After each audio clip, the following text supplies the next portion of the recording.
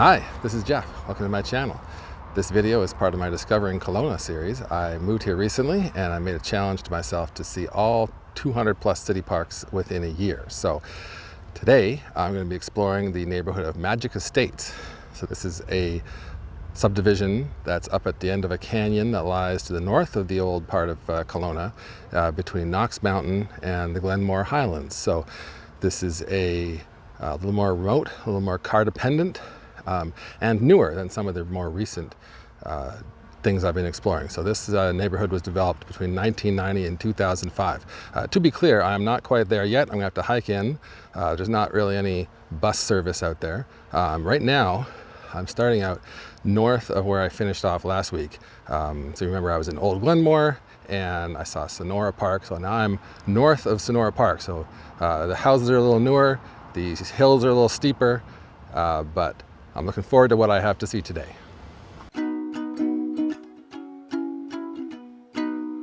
Hey, so I'm in my first park for today. This is Carroll Park. This is a nice park.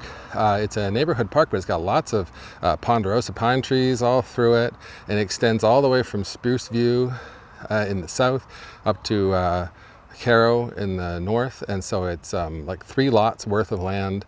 It's all parkland with big trees and just grass underneath. It's got a playground, it's got a basketball court, it's got a couple of picnic tables, and it's got a hill to it. So it's a really nice park for this neighborhood. I hope people appreciate it. There's some people here having lunch today, so clearly people are into it, and I am into it too. From here, I'm going to hike north through part of Knox Mountain Park. This will not be a neighborhood park. I'm pretty excited. Hopefully it'll be a good nature bath, and I'm looking forward to showing you some of the terrain there.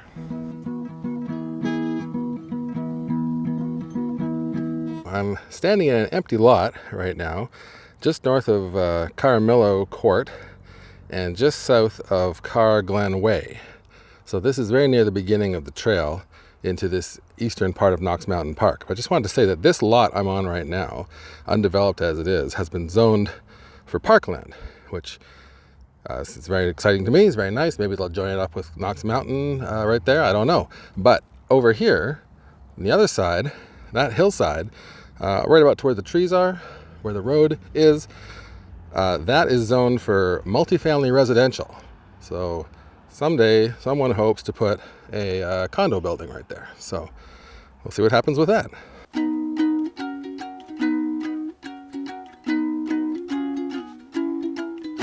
So here I am at the border of the Knox Mountain Park lands. Up to this point, this trail has been zoned as a street right-of-way, and the land to the west is technically agricultural land. You can see, though, from the fence in the woods and these stone barriers and this gate that this is definitely the border of the park. And my understanding is that this parcel of land was not part of Knox Mountain Park originally, but was protected and only added to it 10 to 20 years ago. So I'm excited to see this part of the park. I wonder how natural it's been left, but let's get in there and see what we see. Come to the first junction in the park. Turns out that this trail that I was on is maybe not as official as this trail here, which has been graded with gravel. This points out something that's pretty common, I've found, around here. Some of these wild areas that have been turned into parks, they still have a lot of their unofficial trails. You can see there's another one heading off into the woods there. And of course, as this park gets more developed, the city will choose which trails to designate as official trails. And if we all stay on those trails, it'll help the rest of the ecosystem to thrive and be healthy. There are only a couple of trails in this park marked on official maps, so I'm going to stick to those trails today and not follow a lot of these other trails heading off into the woods. So I've come to another major junction in the trail. I came from this way, which goes south.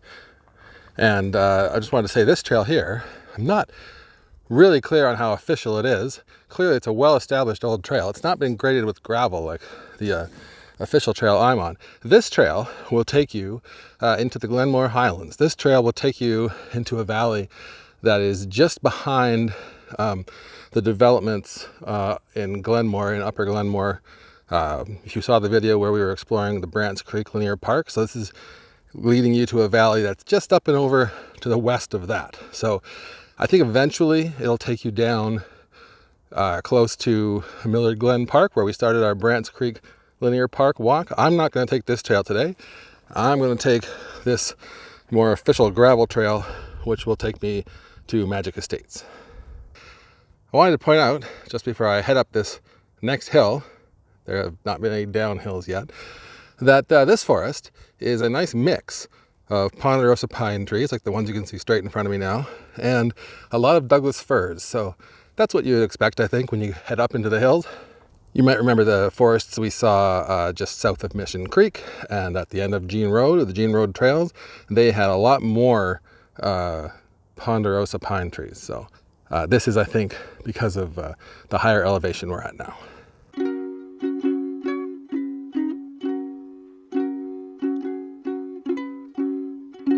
So here's a spot where I'm very glad to have a map and GPS, because these trails look pretty equivalent to me. But after checking the map, I can tell you that this trail appears to head off up to the top of this hill in front of me, which lies between me and Magic Estates. On the other side of this hill is Blair Pond, and I believe at the top is maybe a cell tower or some kind of infrastructure, whereas this trail is the one marked as the official trail on the map, and it continues through this valley to Magic Estates. So this is the one I'm going to take.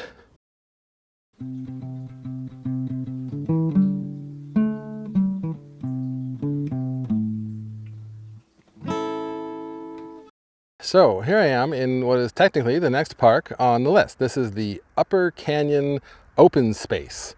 So it's along Upper Canyon Road, and it seems like a very undeveloped park. There's only this one paved path that comes to where I'm standing and just stops. There's no playground, no any kind of other development. It seems to be basically built out of a piece of slope that was perhaps unviable for building houses on. And you know, what's interesting is a lot of those patches of land, ravines and things, have been left around and designated as parkland, but this is one of the only ones that's actually made an official park and given a name. So I can assume that there's some plans to do more with it in the future. I think that's why the city has created a new development cost levy to help develop parks. In the meantime, it's a nice natural space. You can probably see the deer behind me having a munch. She decided I'm not a threat after watching me up the road. So, you know, the deer like it. That's great. I like it, but it's purpose as a park is still not clear. It's very undefined to the visitor. So I'll take it for what it is for now. I'm happy to have come and seen it.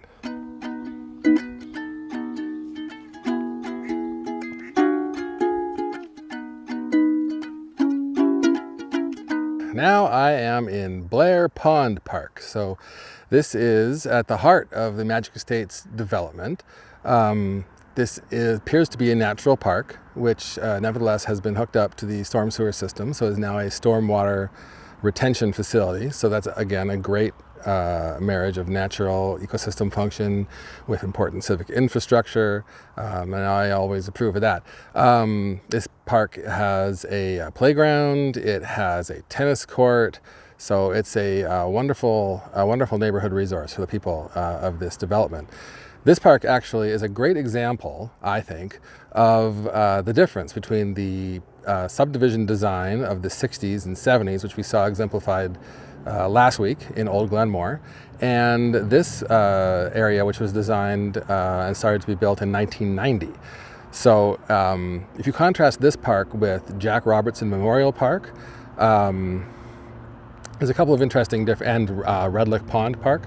There's a couple of interesting differences. So starting with Jack Robertson Memorial Park, you might recall last week in my video when I showed that park, I talked about how all the native plants had been taken off the hills and everything was covered with lawn and European grass. And whatever your opinion about that is, I mean, it was a great example of mid-20th century park design. It was pretty in its way, but in this park, the grass has only been put in along the sides of the paths and in places around the playground and places where you want a nice lawn border, but in a lot of other places in the middle of the park, around the pond, native vegetation has been left. So that's an interesting contrast. Also, if you think about Red Lick Pond, last week I saw that the houses were brought right up close to the pond, and here there's actually been a little more of an area left between the paths and the pond. So it's another good example. Hey, so that's it for my new parks for today. It was a great adventure. For me, it's not quite over. I'll get to that in a second. We saw some amazing parks. We saw Carroll Park, which was beautiful, back in the area north of Old Glenmore. And we then hiked up through part of Knox Mountain Park, which is called Knox Mountain East. We hiked on a trail that took us right up through the middle, up into Magic Estates. We came down Upper Canyon Road and saw the Upper Canyon open space, and then down into the bowl at the end of the canyon where all the subdivision is, and we saw Blair Pond Park, which was a beautiful park. I really enjoyed what I saw today. It's a beautiful development. I don't know how much longer developments like this will be viable, given how car dependent they are. I did not bring a car today, and so now I have about a half-hour hike down the hill to get to the closest bus route, because the city does not find it economically feasible to send buses up here. In hilly neighborhoods like this, people don't generally walk or take the bike. They are a little farther from where they work and go to school, so they don't want to walk there or bike there. It's very car dependent, and I guess whether it's viable in the future depends on what you think about personal vehicles. Will electric vehicles keep this kind of thing going? It's certainly beautiful, and I certainly understand why people want to live here, surrounded by the hills and the forests. I had a great time. But it's also possible that if personal vehicles become unviable, then neighborhoods like this will wither and drop off like a vestigial limb. I guess the coming decades will tell. But I had a good walk anyway. I'm going to head down this path you see behind me. This is the Saddle Trail, which is another official trail that's going to head into Knox Mountain East, join up with the other trail that I was on before, and take me out of here. So I got to check all the trails. That's part of the conditions of my challenge I set for myself. So that's the way I'm getting out of here. I hope you enjoyed what you saw. I hope you learned a little bit about Magic Estates, just like I did. If you did like this, go ahead and hit the like button, and if you hit the notification bell, you'll find out when I do new videos about new and other, new to me, neighborhoods in Kelowna. I'm excited to see all the different places in my new hometown, and I hope you come along and hope you subscribe and see what I have to show you. Thanks.